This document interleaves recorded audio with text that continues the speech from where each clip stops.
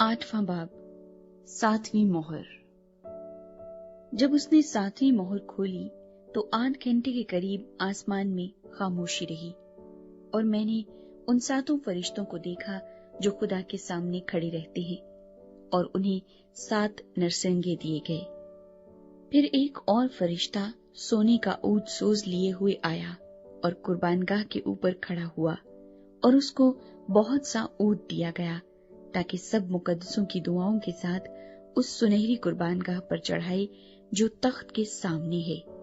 और उस ऊद का धुआं फरिश्ते के हाथ से मुकद्दसों की दुआओं के साथ खुदा के सामने पहुंच गया, और फरिश्ते ने ऊद सोज को लेकर उसमें कुर्बानगाह की आग भरी और जमीन पर डाल दी, और गरजें और आवाजें और बिजलियां पैदा हुई और भूचाल आया। नरसिंगे। और वो 7 फरिश्ते जिनके पास वो 7 नरसिंगे थे फूंकने को तैयार हुए, और जब पहले ने नरसिंगा फूंका तो खून मिले हुए ओले और आग पैदा हुई और जमीन पर डाली गई, और 1/3 जमीन जल गई, और 1/3 दरख्त जल गए, और तमाम हरी घास जल गई। और जब दूसरे फरिश्ते ने नरसिंगा फूंका तो गोया आग से जलता हुआ एक बड़ा पहाड़ समुद्र में डाला गया, और 1/3 समुद्र खून हो गया, और समुद्र की 1/3 जानदार मखलूकात मर गई, और 1/3 जहाज तबाह हो गए।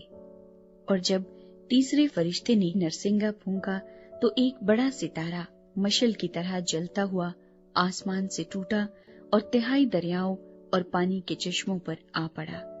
उस सितारे का नाम नागदूना कहलाता है। और 1/3 पानी नागदूने की तरह कड़वा हो गया, और पानी के कड़वा हो जाने से बहुत से आदमी मर गए।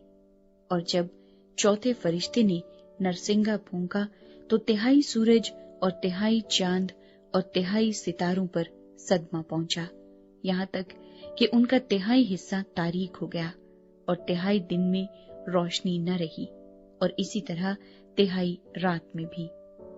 और जब मैंने फिर निगाह की तो आसमान के बीच में एक उकाब को उड़ते और बड़ी आवाज से ये कहते सुना कि उन 3 फरिश्तों के नरसिंगों की आवाजों के सबब से, जिनका फूंकना अभी बाकी है, जमीन के रहने वालों पर अफसोस, अफसोस, अफसोस।